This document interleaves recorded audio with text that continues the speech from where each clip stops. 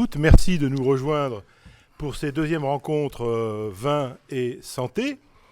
Tout à l'heure, en début de matinée, nous avons eu une table ronde intéressante sur la consommation et son évolution, à la fois à travers une cohorte sur les pratiques observées à partir de 200 000 personnes présentes dans la cohorte, et ensuite, grâce au Crédoc, sur les représentations de la consommation d'alcool et de vin. Vous savez que vous, le public qui nous écoutez, vous pouvez poser des questions. En bas de votre écran Zoom, vous avez des petites fonctionnalités. Vous appuyez sur QR, c'est-à-dire questions-réponses, et vous tapez, comme dans un chat, votre question que nous aborderons, que nous poserons dans la deuxième partie de cette table ronde. Alors la deuxième table ronde, donc, c'est la consommation et la médecine générale. Je voudrais vous présenter Jean-Marie Cohen, qui présente comme caractéristique d'être à la fois médecin généraliste et chercheur à l'université. Vous avez, Jean-Marie, été généraliste en banlieue parisienne, et vous avez créé Open Rome, qui est un bureau d'ingénierie en santé et en environnement, qui a mis en place une dizaine de réseaux de santé publique, par exemple le réseau national des groupes régionaux d'observation de la grippe. Vous animez plusieurs consortiums de recherche associant les soignants de premier secours et les équipes de recherche. Par exemple, Covigie, sur l'organisation des soins pendant la pandémie du Covid-19. Vos domaines d'intérêt sont nombreux. Vous vous intéressez aux sans domicile fixe, aux personnes atteintes de handicap. Et alors, un mot que je ne connaissais pas, donc j'ai regardé ce que ça voulait dire. Je ne suis pas un médecin moi-même. La prévention de l'iatrogénie, vous savez tous ce que c'est, sauf moi, c'est-à-dire les effets indésirables de la prise de médicaments. Vous avez un titre... Alors, iatrogénie, hein ? Oui, iatrogénie. Oui, oui. Ah voilà, tu savais ce que ça voulait dire, bien entendu. Voilà. J'étais le seul, j'ai appris un mot. Jean-Marie Cohen, vous avez intitulé votre intervention « Envers et contre tout ». En fait, bonjour, j'ai donc une question. Comment on fait pour faire passer les diapos ? Voilà, vous prenez le petit... D'accord, j'appuie sur quoi ? D'accord. Pour l'avancer. Donc bonjour. Voilà, alors je commence par mes liens d'intérêt. Donc j'ai un cousin par alliance qui est producteur d'Armagnac, en fait, excellent et pas cher parce qu'il est très mauvais commercial, mais par contre il le fait à l'ancienne. Je suis donc conseiller stratégique d'une complémentaire santé dont les œuvres sociales sont financées par la vente de vin de Bordeaux, le CSEA. Excellente filière, pas cher, très bon. Et j'ai donc un copain qui s'appelle Bernard de Lartigue, pour qui j'ai une grande admiration, et qui est producteur il mène la lande en Blistrac, et qui est mort cet été. Donc voilà, Bernard, c'est pour toi que je parle aujourd'hui. Le Covid a été un bon révélateur de la culture française. C'est le moment où on a le plus parlé d'alcool et de vin. Donc là, vous avez un échantillon des petites blagues qui circulent. Mais le vin, c'est un vrai sujet en France. Vin et médecine générale. Alors, le vin à Bordeaux, tout le monde connaît précisément. Médecine générale, c'est beaucoup plus compliqué. Donc, qu'est-ce qu'il y a dans la médecine générale ? Il y a d'abord un travail social. Il y a l'accompagnement de patients. Alors, qui boivent ou pas, ou plus. Il y a la prise en compte du travail qu'ont les patients. Il y a la prise en compte de leur environnement. Il y a une vraie activité de recherche, même si elle n'est pas très académique souvent. Il y a des observations quantitatives qui servent notamment à la veille sanitaire. Il y a une intervention en principe basée sur un savoir médical. On gère des maladies chroniques, ou plutôt on accompagne des malades chroniques qui gèrent leur maladie. Et on a une peur permanente de ce qu'on appelle un scotome. Alors un scotome, c'est quoi ? Si vous voulez, quand on est généraliste, on est spécialiste en tout, donc nul en tout, mais on le sait. Alors qu'un scotome, c'est quand on ne sait pas quelque chose et qu'on ne s'en rend pas compte. Et ça, en médecine générale, c'est une obsession. Et il y a enfin une tendance à se poser des questions. C'est pour ça que je suis là aujourd'hui. Donc je commence par travail social. Alors je vais donc vous raconter une histoire vraie qui s'est passée il y a quelques mois. C'était en juin cet été. Je suis passé au tribunal dans une ville de province pour déposer un dossier. Donc à l'accueil, il y avait devant moi un type qui avait un masque et qui parlait français, mais c'était totalement incompréhensible. Et il demandait quelque chose à l'hôtesse. Au bout d'un quart d'heure, elle lui a dit, écoutez, allez voir à telle adresse. Elle lui a donc filé un plan. Le flic l'a emmené dans la rue gentiment en lui disant, écoutez, c'est tout droit, descendez la rue. Donc moi, j'ai demandé après, ce mec, il est de quelle nationalité? Elle m'a dit, on ne sait pas, il vient tous les jours depuis 15 jours, mais donc on ne sait pas pourquoi.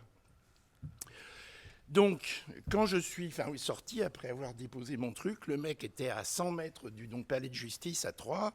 Donc, je l'ai pris en bagnole et je l'ai emmené pour voir un peu, par curiosité. Ce mec, il était sri-lankais et il voulait quelque chose que je n'ai pas compris. Alors, j'ai appelé le foyer où il habitait et là, ils m'ont dit... écoutez, il devait être bourré.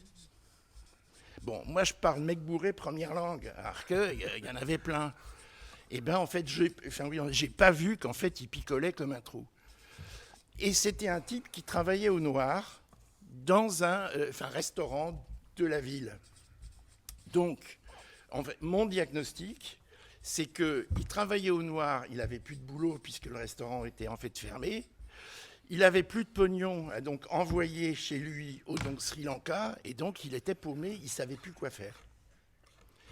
Voilà en gros vin et travail social en médecine générale. Deuxième chose, quand je me suis installé, la première chose que j'ai fait, c'est avec un médecin scolaire, une infirmière, un pharmacien et un commissaire de police, on a créé un groupe d'animation sanitaire locale. Et on s'est dit, on va réunir des gens de la population. C'était en 78, donc il n'y avait pas encore tout ce qu'on a aujourd'hui. Et on a vu dans la salle 20 personnes, dont 18 étaient membres du club des AA du coin. Alors on ne le savait pas. Et donc, quand ils sont présentés, ils sont tous levés en disant « Je m'appelle Pierre et je ne bois plus depuis tant de jours ». Et donc, à ce moment-là, j'ai compris qu'en l'alcool, en général, c'était un vrai problème. Et c'était un problème aussi quand on l'avait arrêté. Il se trouve que quand on est généraliste, c'est très compliqué d'intervenir dans une entreprise. Parce que dès qu'un généraliste prend contact avec l'entreprise, c'est dangereux pour le salarié, c'est dangereux pour l'entreprise et c'est dangereux aussi pour le toubib. Et donc, il ne faut pas le faire. Et je suis tombé un jour sur un ex-AA, un ex-alcoolique anonyme, qui était devenu alcoologue d'entreprise. Et donc, on a travaillé ensemble beaucoup et il m'a raconté l'histoire de son premier client. Son premier client, c'était le PDG d'un énorme groupe de transport maritime. Et ce PDG avait un gros problème. C'est que son directeur financier, donc était au courant de toutes les magouilles, était bourré du matin au soir. Et donc, il ne pouvait pas le virer, parce qu'il serait allé chez le canard, où ça aurait été absolument désastreux. Et donc, il fallait le prendre en charge discrètement et bien. Et puis en plus, c'était un mec gentil, compétent, mais bourré. Et quand il faisait un chèque, il se gourait un zéro. Donc, vu les budgets, c'était lourd. Donc voilà, vin et travail, ça pose des problèmes. Alors, vin et environnement. Donc, un jour, avec OpenROM, on a eu un contrat officiel, public, pour lancer une enquête chez 300 généralistes qui devaient interviewer tous leurs patients pendant 8 jours sur leur consommation de tabac, d'alcool, de calmants et de stupéfiants. Donc, le commissaire de police m'a dit « appelle le talc ». parce que ça va être facile à donc mémoriser, et ça fait tabac, alcool, calmant, stupéfiant. Donc on a fait une enquête talc, mais pour mettre au point le contenu du donc questionnaire, on a fait un séminaire de recherche de 2 jours. Alors on a pris Brault et Saint-Louis, donc limite Gironde-Charente, face au Médoc, et on a fait le plan suivant. On avait 20 généralistes avec nous. Donc le matin, on a fait un briefing dans la salle d'un bar routier. Donc on avait les mecs qui prenaient le blanc au comptoir, et donc les types ont compris de quoi on allait parler. L'après-midi, on était à la centrale de Brault et Saint-Louis, donc tous vêtus en spermatozoïdes pour visiter la centrale, avec discussion avec le directeur de la centrale après, comment est-ce que vous gérez le risque alcool et le risque stupéfiant dans votre centrale. Et le soir, on avait un repas campagnard avec le conseil municipal d'un bled juste à côté, en 800 habitants, et le thème c'était dépression, j'étais en milieu rural. Alors, j'avais emmené un copain qui venait de perdre sa fiancée dans des circonstances abominables. Il était complètement dépressif. Et je donc lui avais dit, bon, allez, viens, tu vas voir, ça va te changer un peu. C'est la première fois que je vois un mec dépressif mort de rire sous la table. C'est-à-dire tellement c'était surréaliste ce qui s'est dit que le mec, il pissait de rire. Conclusion, débrief le lendemain, c'est que l'alcool, c'est vraiment compliqué d'aborder ça sérieusement, qu'il faut commencer par parler de sa propre consommation, un peu ce qu'a fait Roger Salamon tout à l'heure, et que c'est essentiel d'aborder le sujet. Vin et recherche. Alors, ce qui m'a donc frappé pendant mes études, c'est que j'ai rien appris sur le risque alcool. Par contre, j'ai eu une formation pratique, involontaire, mais extrêmement efficace. Premier stage en hospitalier, Aulnay-sous-Bois, à côté du Bourget. Il y avait dans les lits où j'étais externe, 4 personnes qui étaient tous employés au Bourget et qui étaient hospitalisées à tour de rôle. C'est-à-dire je t'en avais toujours un dans les lits. Donc l'après-midi, ses potes lui amenaient des bouteilles de rouge. Et donc le matin, avec l'interne, la première chose qu'on avait à faire, c'était 1 heure de la chasse aux bouteilles. Où est-ce qu'il les avait planquées ? Eh bien, c'est extrêmement formateur, parce que apprendre à chercher un truc compliqué, cherchant quels sont les ressorts de l'esprit humain qui a fait planquer, eh bien, ça sert. Alors, mon interne, il est devenu célèbre, il a eu un prix Nobel. C'est en Willy Rosenbaum. Oh. Parce qu'en fait, il a cherché le virus du sida dans un contexte compliqué. Et il l'a trouvé. Bon, moi, j'ai cherché la grippe, c'est un peu moins glorieux. Mais ça marche, c'est formateur. Quand je me suis installé, j'ai fait ce qu'on appelle une anatole, musique. Je ne sais pas si vous savez ce que c'est, s'il y a des musiciens. Mais une anatole, c'est une suite de 4 accords, par exemple, Do, La, Fa, Sol, et qui reviennent inlassablement. Donc, moi, j'avais fait une anatole, mais de recueil de tous les actes que je faisais. C'est-à-dire que tous les patients que je voyais, y compris gratos, j'avais une ligne sur une feuille où je mettais un certain nombre d'infos. Et il y avait, notamment, est-ce qu'ils ont un problème influencé par l'alcool, en bien ou en mal ? Donc, j'ai fait ça 12 ans, 20 malades par jour, ça fait des stats. Hein. Marcel, là, aurait pu jouer avec une population significative. Eh bien, il y en avait plein qui avaient donc un problème avec l'alcool. Beaucoup, beaucoup, beaucoup. Et ce qui m'a frappé, par contre, c'est que autant il y avait une très bonne identification des conséquences néfastes des maladies. Là, c'est sur Google, j'ai fait alcool, il est sorti plein de maladies catastrophiques. Par contre, c'était pas du tout ce que je voyais moi. Alors, il faut que je vous raconte 4 histoires, et puis je vais vite parce que je pense que ça commence à aller. Non, c'est bien, c'est bien. Comment dire, un soir, j'étais donc à Stockholm, à un congrès de diabétiques, de diabétos. Et bon, j'étais au bar de l'hôtel parce que Stockholm, l'hiver, le soir, c'est morose. Hein. Et j'étais à côté d'un épidémiologiste américain qui s'appelle Peter Bennett, qui, alors, un grand mec avec un accent texan épouvantable. Alors, je ne sais pas si ça vous fait ça, mais moi, je comprends mieux l'anglais avec un verre dans le nez. Ah, mais bien sûr. En fait, surtout quand ils sont texans.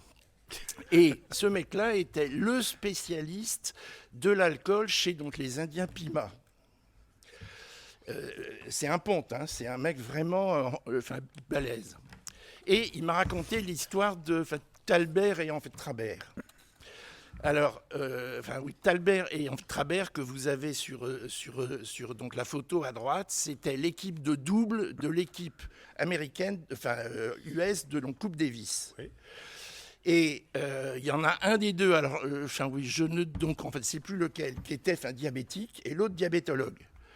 Et donc, diabétique soignait son diabète avec le sport. Et donc, clairement, le sport est un bon hypoglycémiant. Ils ont été célèbres, hein. Ils ont gagné plein de fois la Coupe Davis, ils sont dans le Hall of Fame et tout, c'est des très très grosses pointures. Et c'est un truc qui reste vrai. Là, vous avez à gauche la photo d'une karatéka française qui est diabétique et qui gère son diabète avec le sport aussi. Même si maintenant, l'insuline, j'étais pratique. Donc, moi, j'ai appliqué ça dans ma clientèle diabétique. J'en avais une dizaine. Et il y en a un, auquel je pense, qui, m'a avoué que donc il picolait. Et qui picolait plutôt pour remonter sa glycémie que pour la faire baisser. Il n'était pas du tout sportif. Et alors à ce moment-là, je me suis rappelé ce que mon oncle, Ison Cohen, m'avait appris. Il était diabétique depuis 1942. Alors pendant la guerre, il était dans la résistance à Lyon, parce qu'il était ingénieur chimiste. Alors c'est bien pour faire sauter les trains. Donc lui, il était poudrier en fait. Et puis il avait son copain qui lui était un braqueur, donc ils allaient braquer les pharmacies pour avoir de l'insuline. Et puis après, il est devenu chimiste officiel. Et il m'a raconté que sa crainte, c'était de faire une hypoglycémie au travail ou dans une réunion mondaine. Et donc il avait toujours une bouteille de champagne proche pour pouvoir remonter sa glycémie avec une coupe. Et j'ai dit, OK, alcool, diabète, c'est extrêmement lié. Alors, il faut que je vous raconte un truc. Un jour, j'ai parlé avec la directrice de OMS Europe, qui était une dentiste. Et elle avait comme axe prioritaire diabète. Elle y connaissait que dalle. Donc, son problème, c'est qu'elle allait dans tous les congrès de diabétologues et qu'il fallait qu'elle identifie les bons pour les prendre comme conseillers. Alors elle m'a dit, moi j'ai un truc. Alors j'arrive à la tribune, pot de fleurs, tout ça, et je pose 2 questions. La première, dans la salle, qui sait quel est le pourcentage de fumeurs dans sa clientèle ? Il y avait en général 10% de la salle qui levait la main. Et après, elle disait, quel est votre taux de fumeurs chez vos diabétiques ? Et celui qui avait le taux le plus bas était le meilleur diabétologue. Et médicalement, c'est loin d'être con. Et moi, je fais donc pareil avec les diabétiques. Je leur dis, bon, le mec qui vous soigne, est-ce qu'il vous a un jour parlé alcool ? Quand la réponse est non, je me dis, oh, il n'est pas terrible. Du coup, je me suis aperçu que j'avais un énorme scotome. Et c'est un peu grâce à vous, hein, parce qu'avant, je ne l'avais pas vraiment réalisé.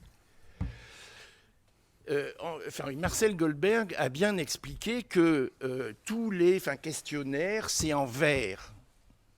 en verre d'alcool. Et moi, j'ai fait ça. Alors, c'est très bien, parce qu'en fait, du coup, ça gagne un temps fou. Par contre, on rate un machin essentiel. En fait, je me suis aperçu que tous les gens que j'ai vus, buveurs, à risque ou pas, je leur avais jamais demandé pourquoi ils le faisaient, avec qui, quand et quoi. C'est-à-dire que l'aspect en fait qualitatif, je suis nul. Or, notre job, c'est de conseiller les gens pour modifier leur comportement. Et donc, en fait, quand on ne comprend pas quel est le comportement, qu'est-ce qu'on peut faire? On est nul, c'est impossible d'être bon. Donc, je viens là avec une demande. Moi, je voudrais faire de la recherche qualitative. Je voudrais pouvoir étudier, par exemple, avec d'autres, avec le Crédoc. Hein. Alors, en fait, Madame, Madame, en fait, Crédoc, je vais donc me réabonner au truc Crédoc parce que vous, au moins, vous faites du truc utile, quoi. Et en fait, ce qui m'intéresserait, c'est de voir les trajectoires des gens. Mais en fait, pas seulement en verre, mais en fait, avec tout le reste. De typer les consommateurs pour en fait flairer celui qui va plonger ou qui est en train de plonger. Par exemple, est-ce qu'il est en train de boire plus, moins cher? Ça, c'est pas bon signe, par exemple. Si j'ai bien compris ce que les diapos Crédoc ont dit. Et puis, faire une approche anthropologique. Et alors, par exemple, moi, j'aimerais bien discuter avec des buveurs non anonymes pour vraiment parler donc avec eux. Alors au comptoir, c'est pas facile, d'abord parce qu'ils les ont fermés, et puis en plus parce qu'en général, ils sont plus en état d'être intelligents. Mais voilà, je voudrais bien parler. Et puis il y a aussi un club qui m'intéresse. Alors en fait, j'ai fait du sport dans ma vie, même si physiquement ça se voit plus bien. Il y a je t'y allais en troisième mi-temps. Hein. Bordeaux avec le rugby, en fait, on connaît. Et j'ai plein de potes que j'ai donc connus avec première mi-temps, deuxième mi-temps, troisième mi-temps, et maintenant ils font que troisième mi-temps. Je voudrais bien aller voir avec eux, et même avant. Bref, voilà, j'arrive avec beaucoup de questions. Merci, désolé d'avoir été un peu long. Pas du tout. Non, vous êtes exactement dans le temps imparti, vous êtes formidable. C'est rare. Hein. 20 minutes, c'est 20 minutes. Et je vous remercie beaucoup d'avoir été puisé dans votre expérience personnelle de médecin généraliste et d'homme pour nous poser un certain nombre de questions telles que vous les envisagez vous-même. C'est tout à fait intéressant. Alors, pour compléter cette table ronde, je vais maintenant vous présenter Jean-Pierre Pénaud, notre deuxième généraliste. Jean-Pierre Pénaud, vous avez été médecin généraliste pendant 33 ans au Pays Basque, à Biarritz. Oui, exact. Et puis ensuite 10 ans à Jouan-les-Pins. Donc vous avez changé de côte, vous êtes passé sur la côte d'Azur. Le grand écart. Le grand écart. Vous êtes retraité depuis 3 ans, mais malgré tout, vous remplacez 15 jours par trimestre le chef du service de médecine interne à l'hôpital Saint-Flour du Cantal. Donc voici un retraité qui continue à être actif dans le milieu hospitalier. Et là, c'est ni la Côte d'Azur ni la Côte Basque, c'est une autre région. C'est une autre région. Voilà. Alors, vous avez aussi une autre grande caractéristique qui fait que vous êtes très connu à Bordeaux, c'est que vous êtes le fils d'Émile Penaud. Et Émile Penaud est le grand œnologue qui a formé la plupart des œnologues connus aujourd'hui. Émile Penaud, votre père, avait créé, après la guerre, à Bordeaux, l'Institut d'œnologie à la faculté des sciences, qui a donné suite à différents développements, et aujourd'hui c'est l'ISVV de Bordeaux qui est partenaire de la Cité du Vin. Et je crois que c'est un chercheur scientifique qui avait découvert le principe de la fermentation malolactique. Oui. Et il a plusieurs ouvrages, bien entendu, votre père, Émile Penaud, dont un livre qui fait toujours autorité, qui s'appelle Le goût du vin, le grand livre de la dégustation. Donc voici un médecin généraliste, fils d'œnologue, et votre intervention, c'est le vin secret de notre civilisation. Tout à fait. Avant de commencer, je voudrais bien sûr vous remercier tous de m'avoir invité, et tout particulièrement le professeur Jean Sarric, avec qui nous avons partagé dans le temps les bancs de la faculté. en écoutant son papa. D'accord. Voilà, il y a de cela quelques années, je vais dire. Donc, je suis un petit peu né dans le vin, puisque pendant mon enfance et mon adolescence, j'ai entendu parler du vin, de voir sa fabrication, l'évolution de l'énologie moderne. Mais on ne va pas s'étendre là-dessus. J'ai trouvé un sujet qui me passionne, c'est le vin est-il le secret de notre civilisation ? Je vous parlerai de ça et puis aussi de mon expérience professionnelle dans ces 3 régions de France qui sont vraiment très différentes les unes des autres. Une jeune mariée chinoise accueille ses invités avec la traditionnelle coupe d'alcool de riz. Cette boisson est consommée en Chine depuis au moins 9000 ans. Un dépôt chimique trouvé dans une jarre de cette époque est la plus ancienne preuve de l'existence d'une boisson volontairement fermentée. L'archéologie est formelle. Sur le site de Corinthe, au milieu des volcans du Massif central, on a retrouvé récemment un oppidum de 10 000 personnes. Les Celtes qui vivaient là vers le 1er siècle avant notre ère ont bu entre 50 000 et 100 000 genres de vin en 100 ans, ce qui fait par an l'équivalent à peu près de 28 000 bouteilles d'un vin rouge très coûteux, qui était à l'époque directement importé d'Italie, de la région du Vésuve, ce qui demandait plusieurs mois de transport. C'était peut-être déjà le premier Lacryma Christi. Saint Thomas d'Aquin disait « L'usage du vin est une affaire de modération. La sobriété n'est pas l'abstinence. C'est la mesure de cette boisson délicieuse. » Le vin a évolué depuis la nuit des temps sous l'œil du médecin, souvent ignorant jusqu'au milieu du XIXe siècle, puis sévère ou enthousiaste des années 1850 à la première moitié du XXe siècle, et enfin plus généralement tolérant grâce aux découvertes scientifiques du XXe siècle. Dans l'Antiquité, le vin était considéré comme la source du sang, raisonnement véhiculé par la tradition chrétienne. Elle fit le sang du Christ, stigmatisé par la Seine. De ce fait, le vin, chargé de symboliques bénicillines très fortes, constitue une boisson un peu à part, inclassable.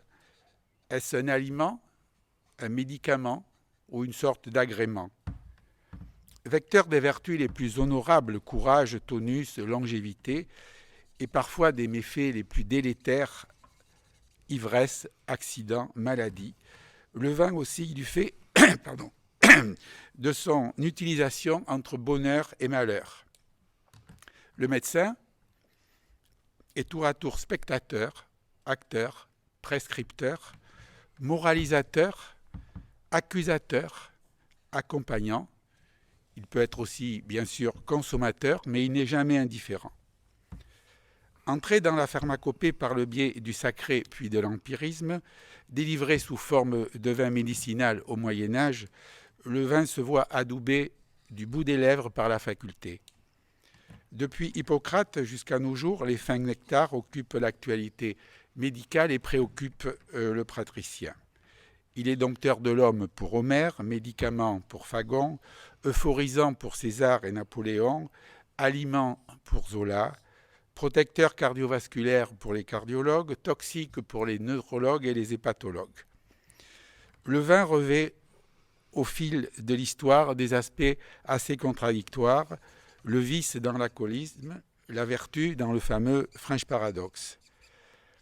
À nos yeux, à nos papilles, le vin, ce symbole fort de notre civilisation, doit rester avant tout ce qu'il est devenu, le témoin d'une amitié bien vécue, consommée avec la modération souhaitée, appréciée dans la convivialité et l'affection d'être cher. L'histoire de la vigne se confond avec celle du bassin méditerranéen. Il y a plus d'1 million d'années, la vigne est poussée déjà sous forme de vignes sauvages, sous forme de lambrusques, lianes sauvages, qui n'ont aucune et très lointaine ressemblance avec nos cépages modernes.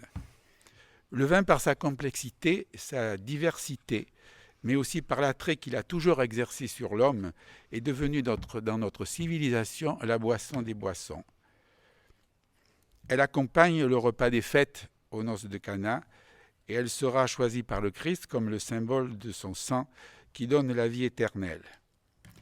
Quand on passe de l'Égypte à la Palestine, à la Phénicie ou à la Crète et à la Grèce, et pour finir par Rome, on retrouve partout la légende de la déesse mère qui associe le vin aux fêtes et aux fastes des dieux. Dionysos et après Bacchus conduisaient aux fêtes religieuses profanes le peuple buveur de vin. Bien sûr, me direz-vous, il y a vin et vin, comme il y a gros buveurs et buveurs raisonnables. Il ne faut pas confondre en effet le vin de consommation courante, le vin anonyme auquel le consommateur coutumier ne demande que d'être sain, franc de goût et si possible agréable à avaler, avec le vin de qualité, élaboré avec soin, fier de son titre de noblesse, qui est son appellation d'origine, personnalisée par la signature de son producteur. Ce dernier vin a demandé du temps, des soins, une sélection, un élevage. Il ne doit pas se boire d'un trait, il mérite d'être dégusté, apprécié par petites gorgées. Il exige également un effort d'approche et de compréhension de la part de celui qui le déguste. Il est plus facile, bien sûr, d'être sobre avec lui, car sa consommation correspond à d'autres motivations, à un autre genre de plaisir. C'est celui de la bouteille partagée autour d'une table, en famille, entre amis, entre dégustateurs, entre connaisseurs. Je voudrais vous parler d'une certaine mission de l'énologie moderne actuellement. Une des principales missions que l'on reconnaît à l'énologie moderne, science du vin, est l'éducation du consommateur. Elle est capable de faire mieux connaître le vin pour mieux l'apprécier. Beaucoup de chercheurs dans les laboratoires ont travaillé depuis presque un demi-siècle et singulièrement depuis 30-40 ans pour mettre à la portée de l'heureux amateur les rudiments du savoir énologique. Pour lui, la recherche a abordé le vin sous tous les angles, essayant d'en expliquer l'apparence, l'odeur, le goût, sans oublier la façon de le faire. Enfin, l'apprenti connaisseur a la chance de voir s'ouvrir devant lui, s'il le désire, le monde viticole en entier ou presque. Anciennement, sa formation se faisait au hasard des rencontres avec les vins, lesquels dépassaient rarement le cercle étroit des vignobles voisins. Le novice ne buvait que des vins de son appellation. Il avait de ce fait une éducation régionaliste et le chauvinisme étroit de l'amateur local. Maintenant, il ne tient qu'à lui, sans se déplacer, de déguster des vins de France et du monde entier. De plus, les voyages multiplient les occasions de faire des connaissances. Pour qui est curieux, chaque bouteille débouchée est une découverte, une nouvelle expérience. Ainsi, à force d'essais, de tentatives, de rencontres, de découvertes, l'amateur forme son goût plus rapidement, plus sûrement, car se trouvent réunies pour lui les conditions nécessaires et suffisantes à sa formation gustative, l'occasion de goûter souvent sans parti pris, avec le souci de comprendre des vins de qualité et d'origine différentes. Je vous parlerai brièvement de mon expérience professionnelle. Donc, par expérience, je dirais que les lieux et les régions françaises ne se ressemblent pas et je ferai part de quelques constatations après avoir exercé 33 ans la médecine à Biarritz au Pays Basque, 10 ans à Juan-les-Pins en région PACA, après avoir été aussi 20 ans médecin de la commission du permis de conduire et fait récemment 6 mois de remplacement en médecine polyvalente, en médecine interne à l'hôpital de Saint-Flour dans le Cantal.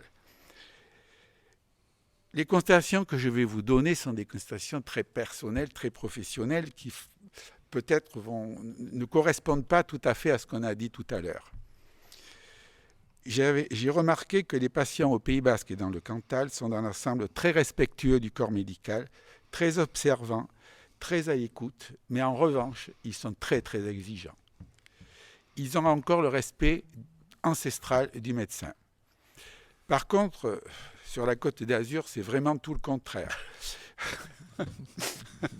Il y a moins de gratitude, moins de reconnaissance, plus d'anonymat, moins d'observance, moins de rigueur.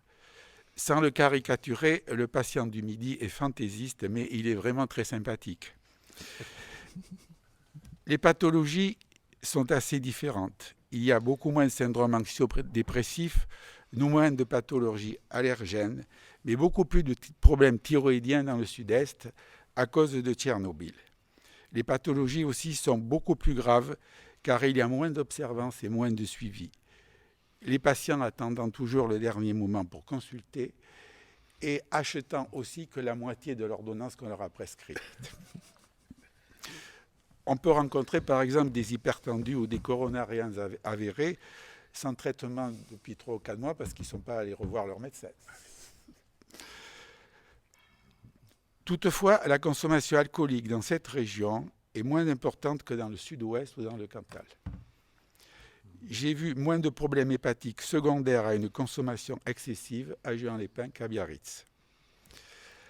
En ce qui concerne cette alcoolisation, on a toujours tendance à incriminer le vin.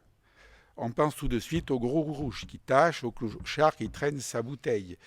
Mais quand on regarde de plus près les consommations, les grosses alcoolisations se font le plus souvent, comme on a dit tout à l'heure, avec de la bière. J'ai rencontré des patients qui buvaient, des jeunes, jusqu'à 5 à 6, 7 litres de bière par jour. Bien sûr, il faut en boire plus puisqu'il y a moins d'alcool, mais la consommation est très grande. Non, mais la bière, c'est pas de... Enfin, oui, l'alcool, docteur. Ah bon, vous êtes connaisseur. Donc, alcool fort, whisky très souvent, rhum aussi, vodka, beaucoup de pastis sur la Côte d'Azur.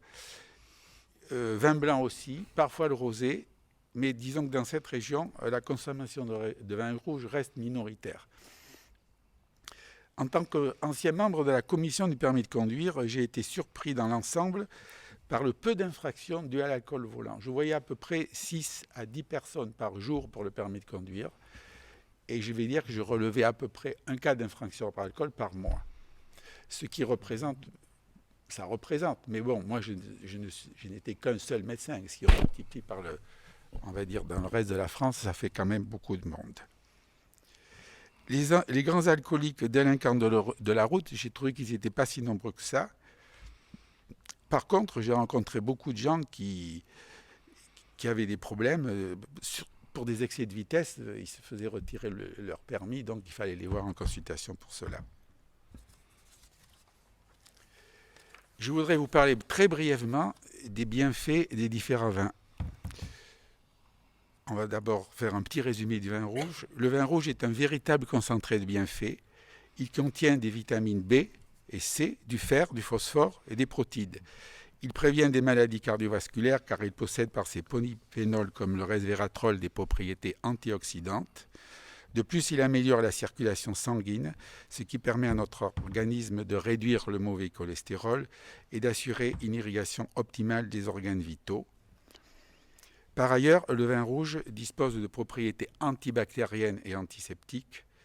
Grâce à la présence du resveratrol, ce vin a des propriétés similaires à l'aspirine, aux antibiotiques, et de surcroît, il facilite notre digestion. C'est parfait. Ça vous va, ça vous va. Bon, très bien. Le vin blanc. Alors, les vins blancs, comme les vins rouges, ont des propriétés très intéressantes pour notre organisme. Ils sont riches en vitamine B, en silice et en calcium. Le vin blanc est un excellent diurétique. Ils étaient appelés autrefois vin pissatif. Il favorise donc le bon fonctionnement de notre appareil urinaire. Tout comme le vin rouge, c'est un tonique et un antibactérien. Il a également la capacité de faciliter notre digestion des protéines, et les protéines animales et protéines végétales, grâce à son acidité. À l'instar du vin rouge, le vin blanc est excellent pour combattre les maladies cardiovasculaires. Il ne contient que peu de resveratrol, mais par contre, il a beaucoup d'hydroxytyrosol, qui est son polyphénol antioxydant, dont les bénéfices sont identiques sur le système vasculaire et sur le cœur. Venant de la Provence, je vous parlerai très brièvement des vins rosés, puisque c'est quand même la région de prédilection pour les grands rosés au monde. Le vin rosé est reconnu par sa richesse en potassium. Il favorise l'élimination des toxines présentes dans notre organisme, notamment grâce à ses fonctions diurétiques. Le vin rosé est lui aussi un tonique. Et par contre, on va peut-être pas le croire, mais très très peu riche en sucre. Et de ce fait, il est privilégié à boire si on veut, disons, pas trop grossir. Ah bon? Tout à fait. Je pensais qu'il était plus sucré. Non, il est beaucoup moins sucré que les rouges et que les blancs. En conclusion, je vous dirai donc d'Hippocrate au grand patron moderne, d'Ambroise Paré au médecin généraliste, dans l'histoire du vin, le médecin demeure un maillon incontournable. Tour à tour antiseptique sur les champs de bataille, analeptique, euphorisant, antalgique, élixir de jeunesse, le vin a toujours séduit les médecins. Ce duo tournoie au rythme de son histoire, au rythme d'une sorte de valse à 3 temps, adulation et thérapeutique jusqu'au milieu du XIXe, accusation et tempérance jusqu'à la fin du XXe, modération et plaisir à l'homme du XXIe siècle. Si l'ivresse a toujours préoccupé le philosophe tel que Platon l'a décrite, il faudra attendre que Magnus Huss individualise l'alcoolisme chronique comme maladie avec son cortège de symptômes dès 1850 pour commencer à combattre ses méfaits de manière officielle. Ainsi, il apparaît que l'un des soucis du législateur doit être d'individualiser le vin par ses qualités, ses vertus et le différencier ainsi des autres boissons alcoolisées. Tout amalgame serait nuisible au vin, produit naturel, merveilleux quand il est consommé avec modération, pour reprendre le mot de Louis Pasteur, et qui véhicule en lui de si précieuses molécules pour notre santé. Et Ernest Hemingway d'ajouter à juste titre, le vin est une des choses les plus civilisées du monde. Médecin ou pas, il n'y a pas dans notre culture française, méditerranéenne, chrétienne et bien souvent au-delà, de bons repas, de bonne convivialité sans le vin. Rappelons simplement la nécessité de raison garder pour déguster les meilleurs vins avec ceux que l'on aime. Boire du vin n'est pas un plaisir solitaire, mais c'est un plaisir communicatif. S'il est bon, dites-le à votre façon. Il y a peu de plaisirs qui rendent aussi disert que celui qu'on partage le verre à la main. Si en plus il nous apporte une bonne dose de resveratrol et d'hydroxytyrosol, alors tant mieux. Mais que toujours l'esprit nous éclaire cette vérité présente depuis la nuit des temps, que je partage pleinement avec mon père Émile Pénaud, qui disait en parodiant Horace « In vino sanitas, sed in medio stat virtus ». Comme le philosophe français André Comte-Sponville l'a évoqué, et non sans humour, au congrès de l'Association française de chirurgie à Paris en octobre 2002, ne vaut-il pas mieux une bonne santé qu'un bon médecin ? Il rappela aussi dans son discours un adage du XVIIe qui précisait déjà qu'un verre de vin chasse le médecin. Pour définir l'art de boire, nous dirons qu'il obéit à 2 règles essentielles, la mesure et le bon goût, et qu'il peut se résumer en 2 formules simples, boire peu mais boire bon, et boire peu pour en profiter longtemps. Ce sont certainement les grands vins qui permettent par leur classe, leur grâce, leur prestige, de tenir le plus aisément cette conduite. Ils enseignent ainsi la tempérance à qui veut bien écouter leur message. C'est avec le vin et sa dégustation que l'homme peut apprendre la façon civilisée de boire. Merci beaucoup. Alors, vous savez que vous pouvez poser des questions. Sur votre écran, en bas de l'écran, vous avez des fonctionnalités. Vous appuyez sur la touche QR, question-réponse, et à ce moment-là, vous envoyez en tapant, comme sur un chat, votre question. Alors, on a une première question. Je ne sais pas si on va pouvoir y répondre. Est-ce que l'allergie à l'alcool est génétique ? Alors en fait, j'y connais rien, mais je vais vous donner un avis. D'accord. Alors d'abord, en fait, très souvent, ceux qui disent, je suis allergique à l'alcool, c'est pas une allergie. Non, celui de Vazo, c'est une réaction à l'alcool qui n'est pas d'origine allergique. D'accord. Alors, il y a peut-être des facteurs génétiques pour réagir plus ou moins, mais en fait, c'est pas une allergie. Et à ma connaissance, mais peut-être que tu vas me dire autrement, en fait, l'allergie, c'est pas un truc. Il peut y avoir un terrain familial, mais c'est essentiellement parce qu'on a été en contact avec les allergènes. quand même que ça vient. Donc l'allergie a-t-elle une origine, enfin l'allergie à l'alcool est-elle génétique? Quand c'est une vraie allergie, un petit peu. En fait, quand c'est pas une allergie, ça n'a rien à voir. Alors moi, je dirais que je ne pense pas qu'il y ait de véritables patients allergiques à l'alcool. L'alcool dans le vin, c'est l'alcool, le méthanol ou l'éthanol, ça donne des vasodilatations, ça peut donner oui, c'est pas une protéine, un flash au niveau circulatoire parce que ça crée une grosse vasodilatation périphérique et donc les gens peuvent devenir cramoisis, même rouges tout de suite. Donc c'est peut-être ça qu'on veut dire par allergie. Oui. C'est-à-dire une grosse vasodilatation subite par ingestion d'un alcool plus ou moins fort. Oui, en plus, en fait, l'allergie, en général, c'est à une protéine. Or, oui, l'alcool n'est pas une protéine. Mais bon, il peut y avoir des protéines dans le vin. Donc, Très bien. Alors, j'ai le début d'une deuxième question qui va bientôt se terminer. Oui. Donc, la question, c'était, en tant que médecin généraliste, quel est votre constat sur... Alors... Ah oui, alors en lien avec le Covid, c'est-à-dire sur la consommation d'alcool avec le Covid. Si je comprends bien, est-ce que les périodes de confinement, est-ce que les périodes de couvre-feu favorisent la consommation d'alcool?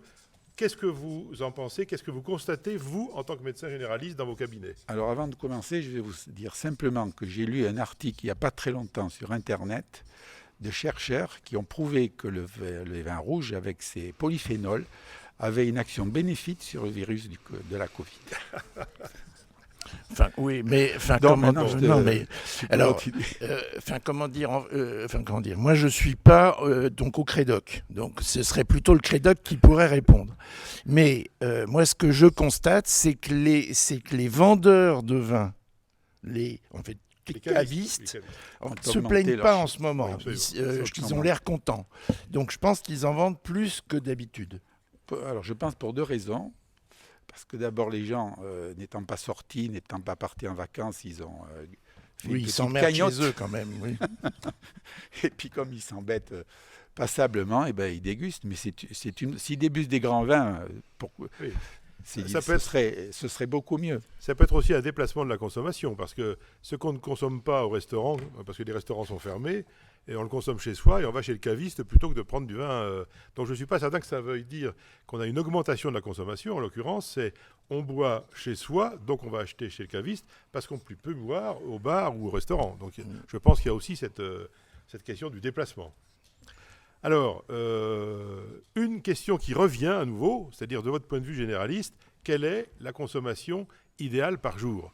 Vous savez, on parlait des slogans tout à l'heure sur une femme, c'est 2 verres maximum, un homme, c'est 3 ou 4 verres maximum par jour. À votre point de vue, à vous, quelle est la dose maximum par jour? Moi, je vais répondre avec l'enquête Talc. Dans cette enquête, on avait le nombre de verres de façon extrêmement précise. Et théoriquement, c'est, je crois, 1 ou 2 verres par jour que c'est bien. Et ben, en fait, dans notre enquête, il y avait soit des mecs qui répondaient 0 et qui étaient en général d'anciens buveurs excessifs, soit des mecs qui répondaient 2 ou plus. Et la dose censée être optimale, on n'en a pas eu. D'accord.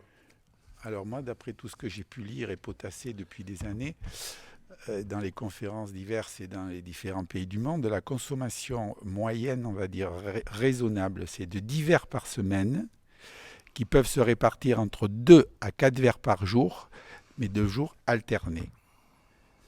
Donc ça fait, on va dire, grosso modo, 2 verres par jour. Je pense que 2 verres par jour de vin rouge, c'est bon pour la santé. Et je vois la question qu'on me pose. Alors, on vous pose une question. Vous dites que le vin rouge est bon pour la santé. Y a-t-il des vins meilleurs que d'autres? En fait, on vous demande une ordonnance. Si j'avais, pour que ce soit bon pour ma santé, quel vin rouge vous me conseilleriez? Alors, moi, je vous conseillerais très vite les vins de Bordeaux. Et dans un deuxième temps, les vins de Madiran, puisque les vins de Madiran ont un cépage très particulier qui s'appelle le Tanat. Et alors, on ne va pas revenir dans le FP ou French Paradox, parce que je ne veux pas en parler, mais le cépage Tanat protège, c'est le cépage roi, qui est protecteur cardiovasculaire. Donc, je pense que Les grands vins, c'est bon pour la santé. D'accord. Mais à dose, toujours pareil, à Bien dose sûr, modérée. bien sûr. Alors, une autre question à propos de la teneur en soufre dans les vins, puisqu'on a tendance à proposer aujourd'hui des vins qui sont naturels ou à teneur en soufre réduite. Est-ce que les allergies au soufre dont on parle sont réelles? Alors les vins sont de moins en moins soufrés, on va dire, avec l'énologie moderne. Ils peuvent être certains qui ne sont pas très bien faits, on va dire, peuvent être riches en sulfite, qui donnent des problèmes gastro-intestinaux. Mais des allergies au soufre, moi, je ne sais pas si tu en as vu particulièrement. Non, moi, les allergies au soufre, Moi, non. j'ai Mais pas- par contre, est-ce que le soufre, c'est bon, c'est pas bon? À quelle dose? Alors là, j'y connais rien. Le soufre, on va dire, à petite dose, à dose homéopathique, puisque je suis aussi homéopathe, ça, c'est bon pour, on va dire, les pathologies arthrosiques, pour l'arthrose, le soufre et par sulfure, c'est bon pour l'arthrose. Bon, après, tout dépend des doses, etc., quoi. Mais bon, des allergies vraiment, je n'ai pas rencontré. Alors, la question des sulfites dont oui. vous parliez, et les sulfites avec la santé, quelle est la problématique sulfite-santé? Je pense que les mauvais vins, les vins mauvais qui sont mal faits sont riches, on retrouve des sulfites, mais on va dire que c'est les bas de gamme, c'est toujours pareil. C'est ça. Si on achète des grands vins ou des vins de qualité supérieure, on va pas en trouver. Bon, les problèmes des sulfites, c'est que pour certaines personnes, ça donne des troubles digestifs. D'accord. Enfin, en fait, dans ma gamme de prix, moi, souvent, ils contiennent des sulfites quand même. Je prends pas du bas de gamme, mais je prends des trucs. Alors, mais, ça dépend. Mais c'est marqué Ça contient dépend aussi des sulfites. Ça dépend moi, de ça la va pas catégorie mal, quoi. du vin. Si c'est des vins rouges, il y en aura moins. Si c'est des blancs, il y en aura. S'il y a des rosés, il y en a beaucoup. Alors, une question sur l'addiction. Donc on aura le point de vue des généralistes, parce que cet après-midi, on aura des spécialistes de l'addiction. Mais la question qui est posée, c'est est-ce que ce qu'on appelle addiction à l'alcool vient plus du vin ou vient plus des alcools forts? Alcool fort. Alors, réponse, oui. Alors moi, je pense que c'est toujours pareil. On incrimine toujours le vin en premier. Le vin. Non, le vin, par rapport aux alcools forts, c'est rien. Les alcools forts, c'est Armagnac, cognac, whisky, vodka. Moi, je connais des gens qui boivent une bouteille de vodka par jour. Ça, c'est de l'alcool fort. Bon, alors, l'addiction à l'alcool, alors après, ça peut être l'addiction au vin, mais généralement, c'est des alcools. Pour moi, un alcool fort, c'est pas le vin. D'accord. Comment dire, j'aimerais bien avoir une réponse solide sur cette question. Parce que je ne suis pas sûr d'abord que les gens qui deviennent dépendants ne boivent un type d'alcool. Mon copain Patrick Buchard, dont je parlais, il a commencé avec des alcools, des très bons vins parce qu'il était maître de rang au cercle interarmé. Et puis après, il faisait boulevard Saint-Michel, il prenait les verres où il restait un peu d'alcool. Comme ça, il faisait le boulevard, il prenait tous les verres parce qu'il n'avait plus de quoi les acheter. Donc, je ne sais pas. Je n'ai pas de réponse sérieuse. Alors là, alcool, tout peut arriver. Moi, j'étais à Saint-Flour, à l'hôpital, il y a à peu près un mois. J'ai vu une brave dame atteinte du Covid qui était alcoolique et qui s'est quand même avalé la bouteille de gel hydroalcoolique dans la journée.